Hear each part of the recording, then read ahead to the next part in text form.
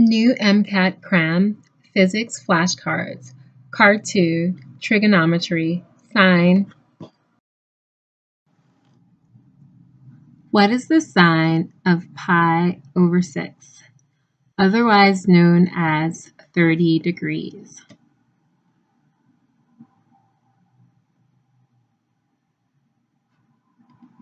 So this is equivalent to 30 degrees.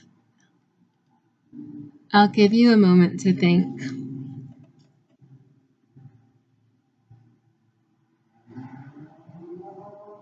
The sine of pi over 6, or 30 degrees, is 1/2, 1 over 2, or 0.5.